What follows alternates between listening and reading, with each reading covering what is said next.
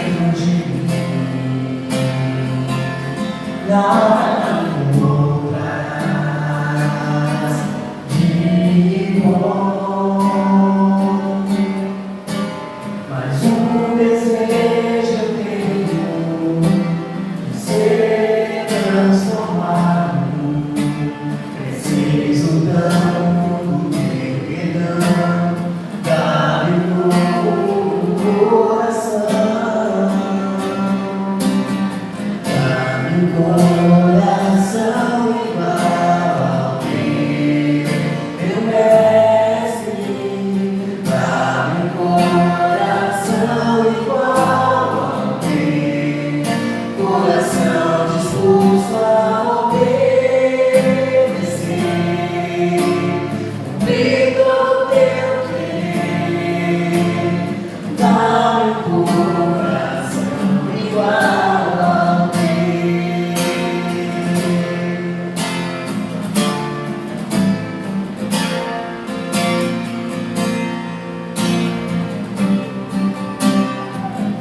Vamos dizer mais uma vez. Se o olhar, Senhor, pra dentro de mim, nada encontrarás de bom. Mas um desejo eu tenho de ser transformado.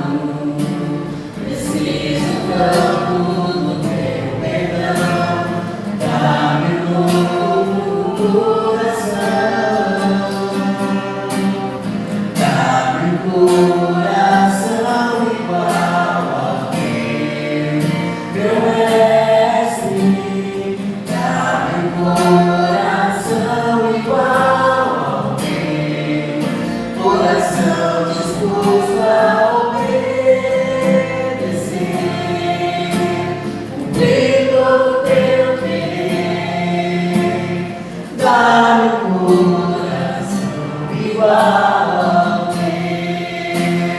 Ensina-me, ensina-me a amar o meu irmão, a olhar com teus olhos, perdoar com teu perdão. Enche-me com teu Espírito, endireita meus caminhos. Ó Deus, dá-me um novo coração. Enche-me com teu Espírito, endireita os meus caminhos.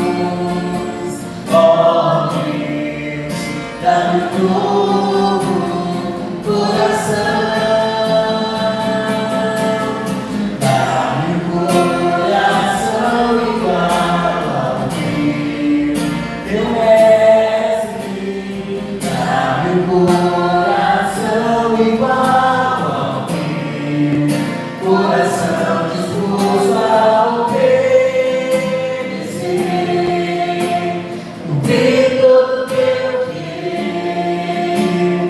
Dá-me um coração igual ao teu. Dá-me um coração igual ao teu, coração disposto a obedecer, cumprir todo o teu querer. Dá-me um coração igual ao teu. Vamos aplaudir o Senhor.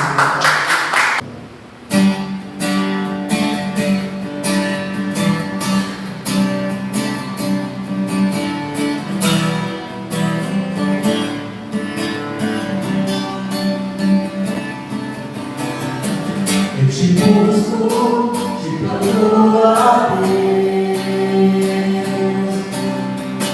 no silêncio tu estás. Eu te busco, toda hora espero por ti.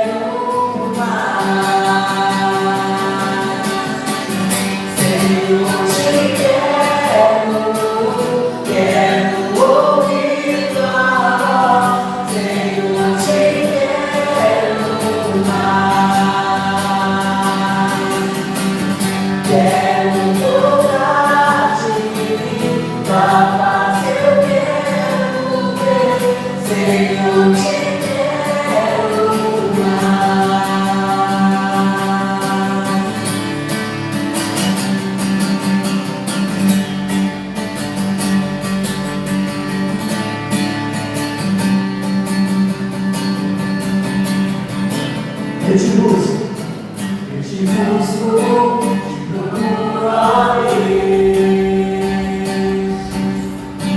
O silêncio tudo está. Nós te buscamos, Senhor. Eu te busco, toda hora espero que revela-te a mim. Conhecer-te eu quero mais. Senhor, te quero ouvir tua voz. Senhor, te quero mais. Quero tocar-te, tua face eu quero ver. Senhor, te quero mais. Amém. Vamos para o Senhor. E hoje nós vamos ao 118, trabalhar essa última parte aí do 118 com o tema amor, refúgio e segurança. Esse seria um destaque desse salmo. Costumeiramente esse salmo ele é tido como um salmo de Davi, como se fosse o momento quando Davi ele consegue se livrar de toda aquela perseguição de Saul, e sendo livre da perseguição de Saul, então ele faz esse salmo relembrando tudo que Deus fez. Então alguns vão dizer que é Davi que escreveu esse salmo nesse evento, outros vão dizer que foi o rei Ezequias, logo após a sua cura, quando ele é curado, quando ele é restaurado. Então ele também, esse salmo seria uma expressão do amor e refúgio e segurança de Deus.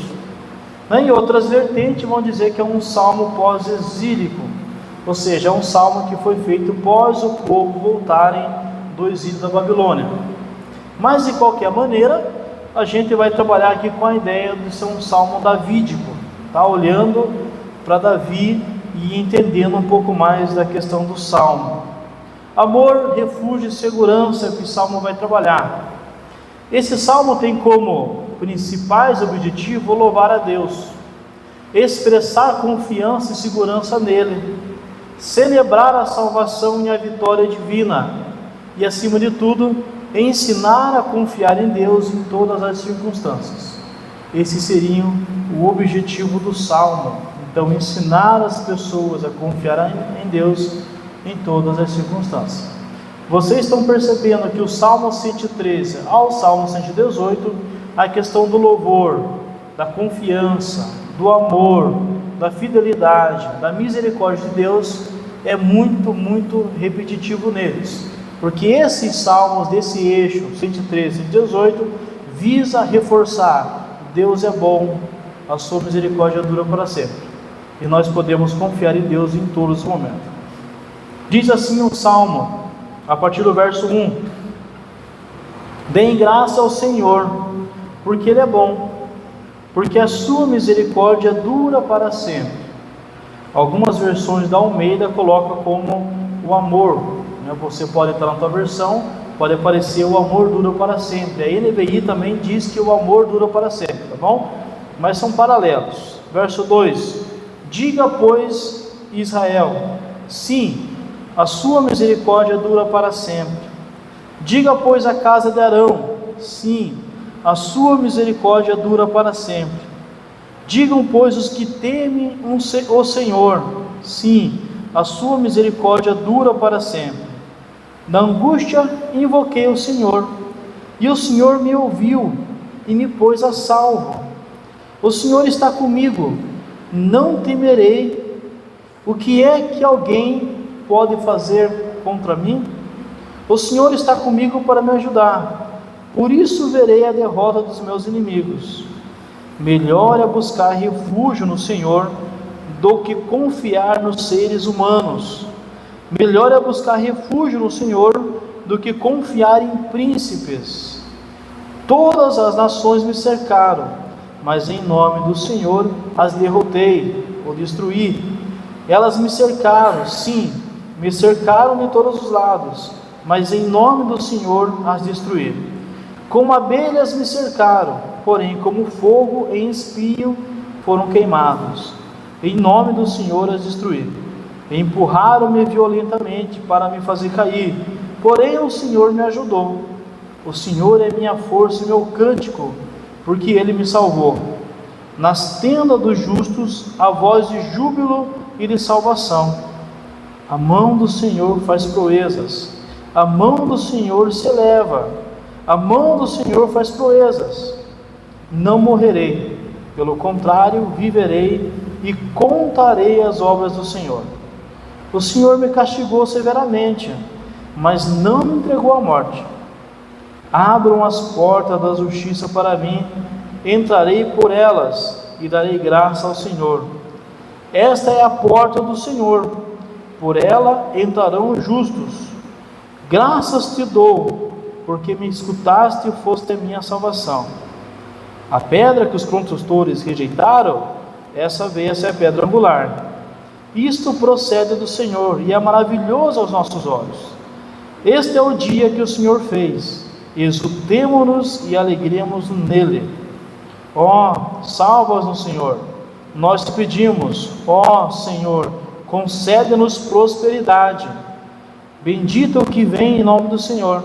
Da casa do Senhor nós os abençoamos. O Senhor é Deus, Ele é a nossa luz. Adornem as festas com ramos até as pontas do altar. Tu és o meu Deus, e te louvarei. Tu és o meu Deus, eu te exaltarei. Deem graça ao Senhor, porque Ele é bom, porque a sua misericórdia dura para sempre, ou porque o seu amor dura para sempre. Esse é um salmo que vai descrever então alguém que encontrou em Deus amor, refúgio e segurança. A mensagem do salmo é uma celebração da salvação e da vitória que vem do Senhor. Então a mensagem do salmo é uma celebração. Então você encontra alguém que está jubilando, alguém que fala que na tenda do justo é júbilo, né? Júbilo são gritos de alegria, né? São gritos de alegria. Não sei como que os batistas, os presbiterianos lidam com isso, mas é gritos de alegria. Pessoas alegres, pulando, gritando, saltitando de alegria. É uma exultação que vai além das tradições e da vitória que vem do Senhor, e nos lembra que, embora o mundo possa nos cercar com desafios e adversidade, podemos encontrar alegria e esperança em Deus. Apesar de ser um salmo de alegria, exaltação, contentamento, o salmista deixa bem claro que as adversidades do mundo são inúmeras, mas em Deus nós podemos encontrar alegria e esperança. Então esse salmo é testemunha que Deus age mesmo em dias maus, em dias difíceis, e por isso vem a questão do louvor. O louvor aqui é em relação ao que Deus faz, e o destaque é: o seu amor dura para sempre. O seu amor não acaba, não tem fim, é para sempre. O primeiro destaque então que daremos ao salmo é a questão do louvor a Deus, que é uma tônica, é algo recorrente nos salmos aqui. Então no verso 1, no verso 4 e no verso 29, o salmo começa e termina com louvor a Deus. Verso 1: deem graça ao Senhor, porque Ele é bom, porque a sua misericórdia dura para sempre. Verso 4: digam, pois, os que temem o Senhor, sim, a sua misericórdia dura para sempre. E o verso 29, ele termina: dei graça ao Senhor, porque Ele é bom, e a sua misericórdia dura para sempre. Ou seja, é um salmo que começa louvando a Deus, e é um salmo que termina louvando a Deus. Então o salmo começa e termina com um chamado para louvar ao Senhor, registrando a espera e a benignidade eterna de Deus. O objetivo principal é exaltar e adorar a Deus por sua grandeza e amor eterno. Então, pelo que nós adoramos a Deus? Por sua grandeza e amor eterno. Então, a consciência do salmista, a revelação de Deus para esse salmista, é uma revelação que se demonstra em grandeza e amor. Essa é a imagem, essa é a referência que o salmista tem de Deus. Quando você pensa em Deus, o que é que vem à sua mente? O que é que vem ao seu coração? Quando você pensa em Deus, qual que é os sentimentos que você tem em mente? Infelizmente, algumas pessoas, quando pensam em Deus, pensam em religião, confundem Deus com religião.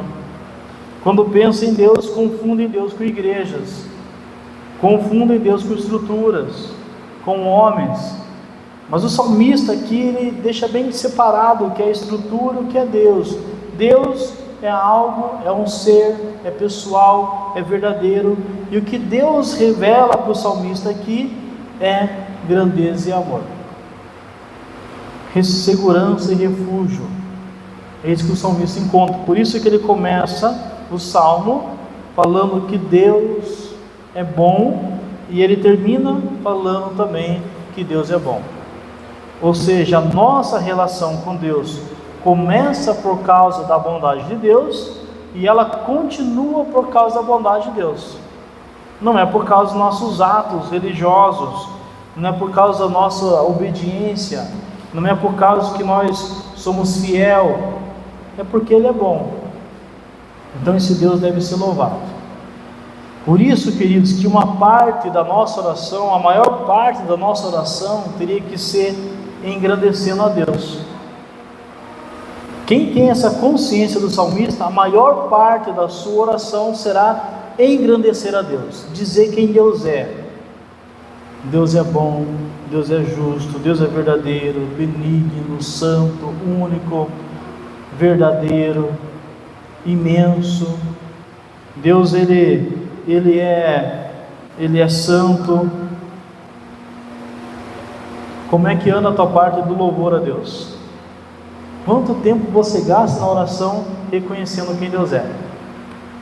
Quanto tempo? Quanto tempo você gasta na oração reconhecendo quem Deus é? Esse salmista aqui, ele trabalha esse salmo, e a maioria do salmo é falando quem Deus é. E quando ele para de falar quem Deus é, ele começa a falar o que Deus fez.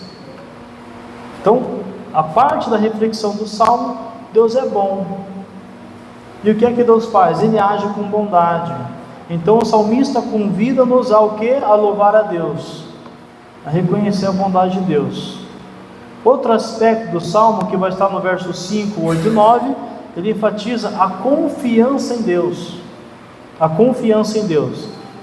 Enfatiza a confiança no Senhor como um refúgio e uma fonte de segurança. Ele destaca a ideia de que é melhor confiar no Senhor do que em qualquer ser humano ou poder terreno. Então o salmista, ele vai dizer no verso 5: sim, a sua misericórdia dura para sempre. Na angústia invoquei o Senhor, e o Senhor me ouviu e me pôs a salvo.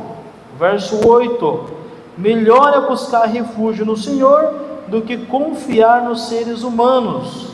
E no verso 9: melhor é buscar refúgio no Senhor do que confiar em príncipes. Infelizmente, vivemos uma geração que confia em príncipes, em presidentes, em governos, em vereadores, em partido político. Uma igreja dividida pela política, que ignora que o salmista está falando, o único digno de confiança é Deus, só Deus. Nenhum homem substitui a confiança, a segurança de confiar em Deus, porque aquilo que Deus te disse, aquilo que Deus prometeu, Ele mantém. As pessoas não. Às vezes a pessoa fala, eu vou te ajudar, e você bate na porta, eu vim buscar aquela ajuda. Ah, não, eu mudei de ideia. Só você fala, não dá para confiar. Então confie em Deus.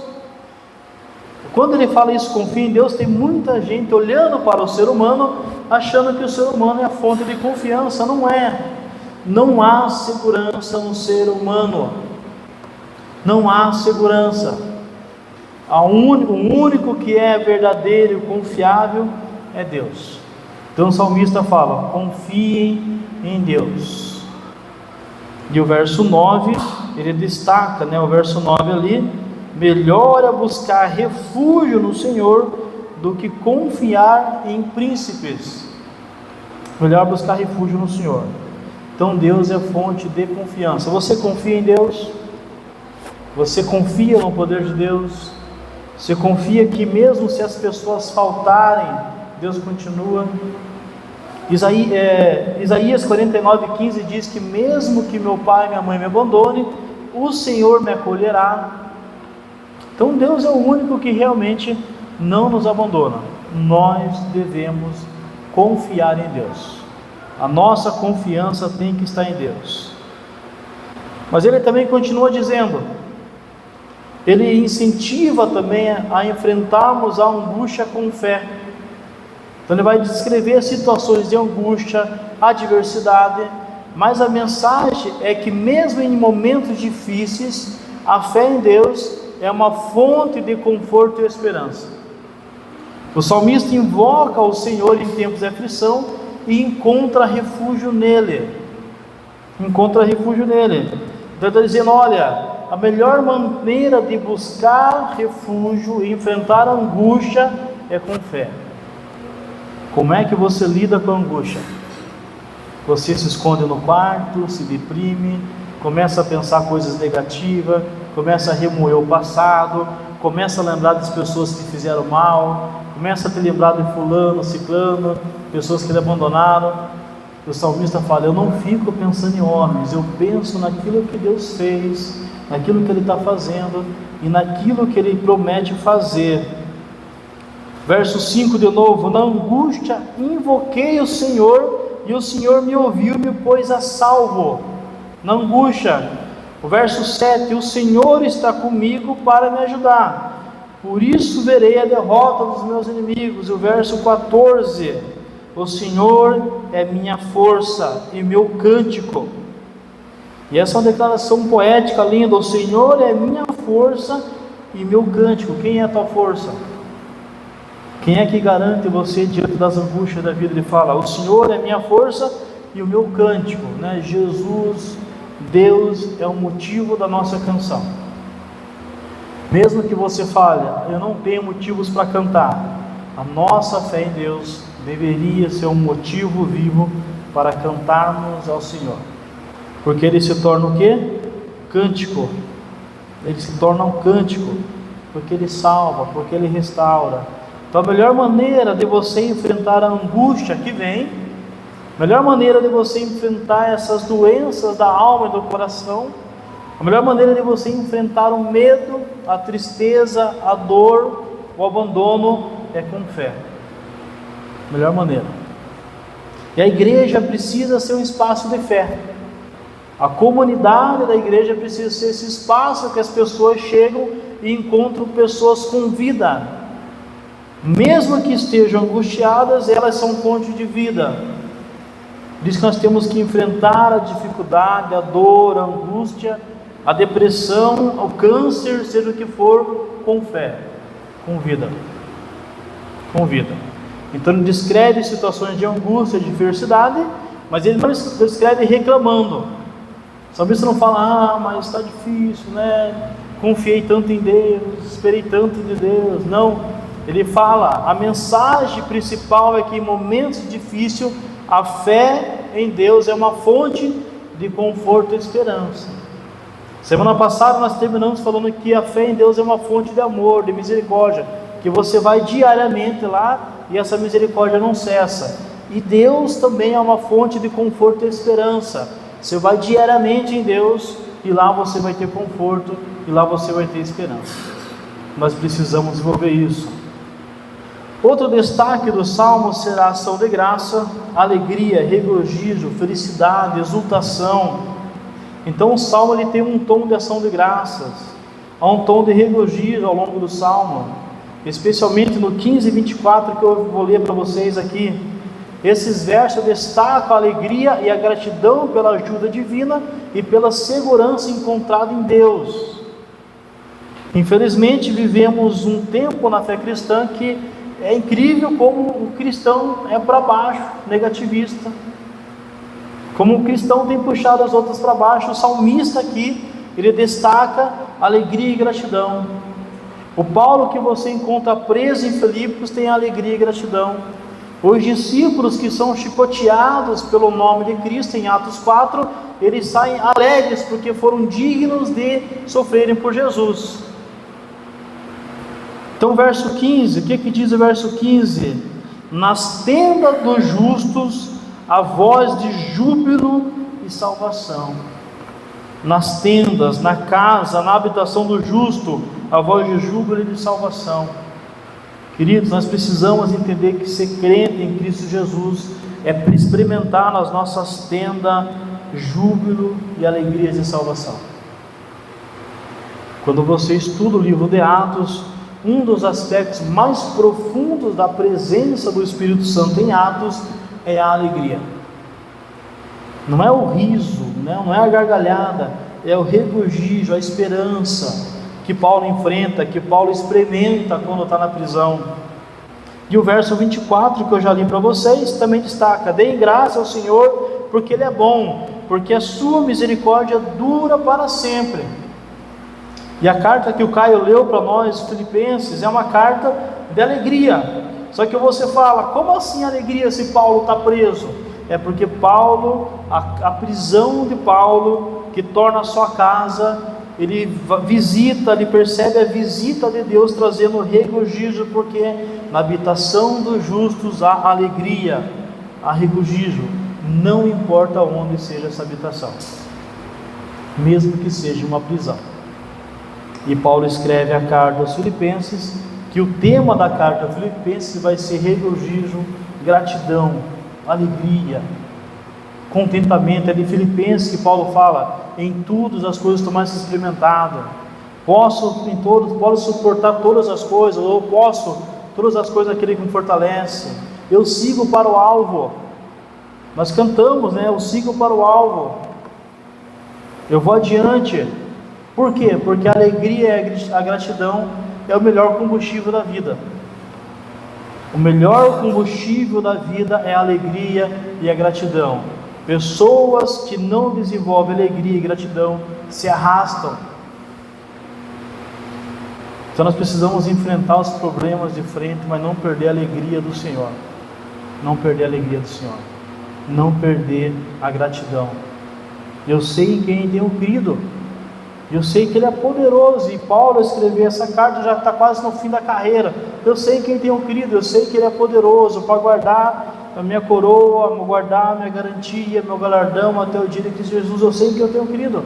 Então há uma vida de alegria e gratidão. Então nós precisamos buscar mais em Deus alegria. Não é ser pessoas que ignoram o sofrimento. Vocês virem que o salmista, ele até descreve os seus inimigos como se fosse abelha. Ele diz que os inimigos deles o cercou como abelha, problemas por todos os lados. Mas quanto mais inimigos ele tinha, mais a graça de Deus estava sobre ele. É pedir que Deus nos traga alegria da salvação. Mas ele continua também o reconhecimento da justiça divina, verso 19. Ele vai dizer assim: abram as portas da justiça para mim, entrarei pelas portas e darei graça ao Senhor. E o verso 20: esta é a porta do Senhor, por ela entrarão os justos. Então o Salmo pede a abertura das portas da justiça de Deus e enfatiza que Deus age com justiça e retidão. E nesse momento o salmista está passando por injustiça. Se levarmos em conta que é Davi que está escrevendo, vocês vão ver que Saul foi profundamente injusto com Davi, profundamente injusto. E aí que tal? Ele não fica lutando para Davi ser justo, porque ele fala: Deus, aliás, Davi não fica lutando para Saul ser justo. Ele fala: Deus, abre as portas da justiça do Senhor, porque Saul não é justo. Tem muita gente orando para que o homem se torne justo. Deus, faz com que a pessoa seja justa. A verdadeira justiça vem do Senhor. Deus, abra as portas da justiça para nós.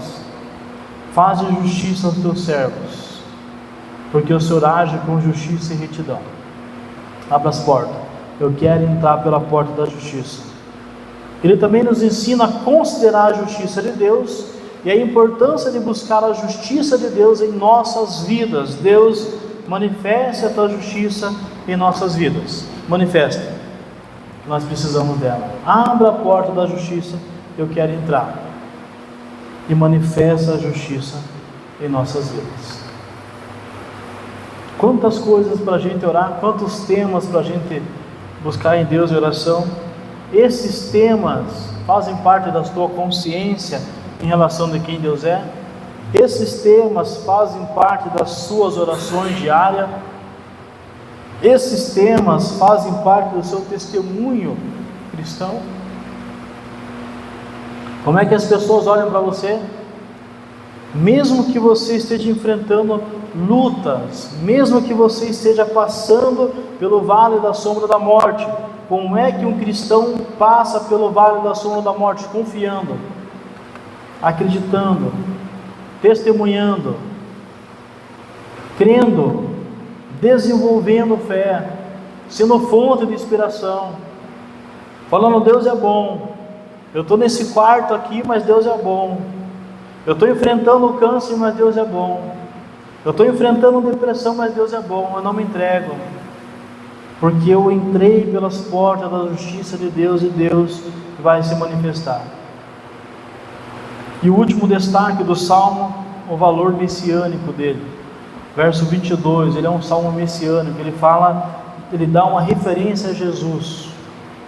O verso 22 diz assim: a pedra que os construtores rejeitaram, algumas versões, a pedra que os edificadores rejeitaram, essa veio a ser a pedra angular. Então a pedra que os edificadores rejeitaram, quem que é essa pedra? Jesus. Mateus 21, 42 vai falar: vocês nunca leram isso? Nunca leram isso? Que a pedra que os construtores rejeitaram, ela se tornou a pedra de esquina, a pedra principal. Atos 4:11 vai falar também que Jesus é a pedra principal. Efésios 2:20 fala que Jesus é o fundamento. 1 Pedro 2:7 fala que ele é a pedra principal, que a igreja está construída. Isaías 28:16 também fala dessa pedra, que ela iria esmagar muitas pessoas que não acreditassem. E esse é o cerne do Salmo.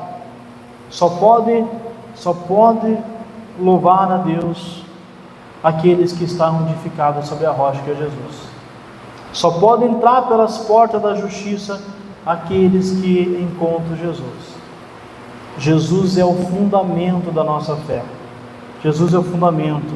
Jesus é a pedra angular, que foi inicialmente rejeitado.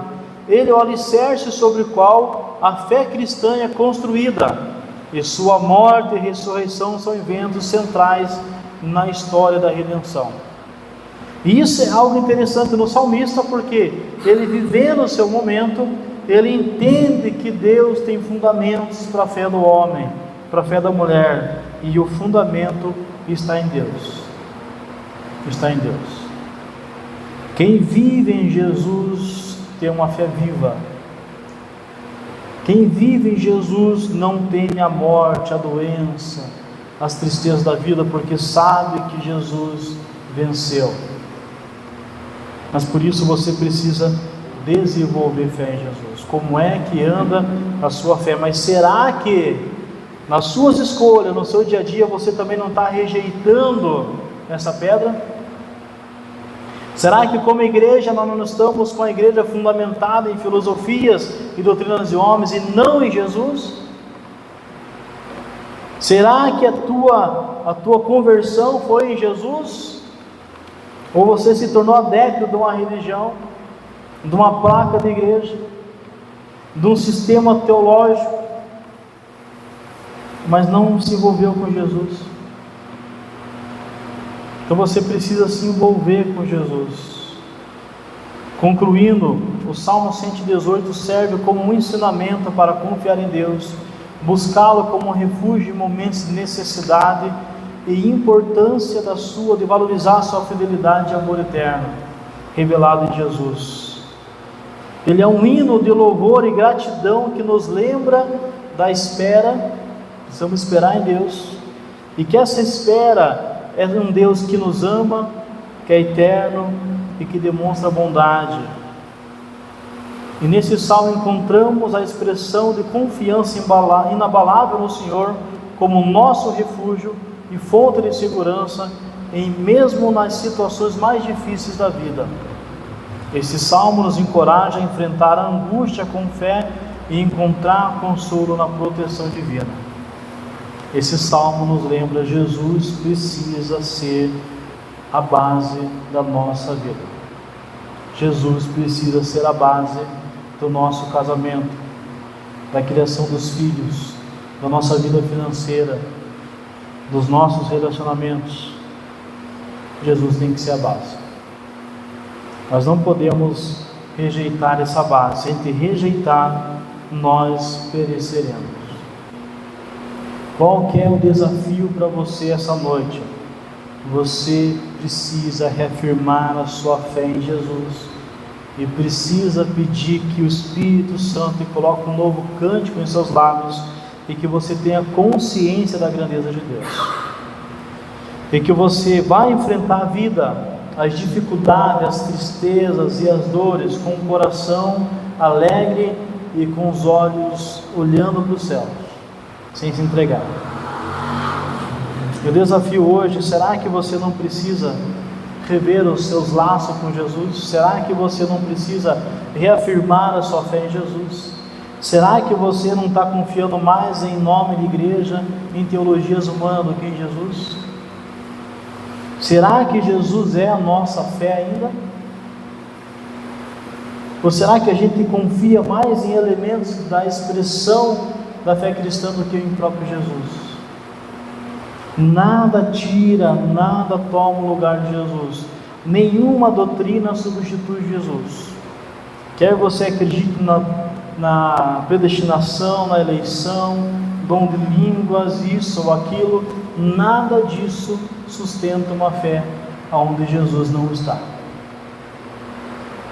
Talvez você precisa repensar a sua fé, porque você caminhou até aqui seguindo homens e placas de igrejas, mas o que nós precisamos é estar envolvido com Jesus. Estar envolvido com Jesus.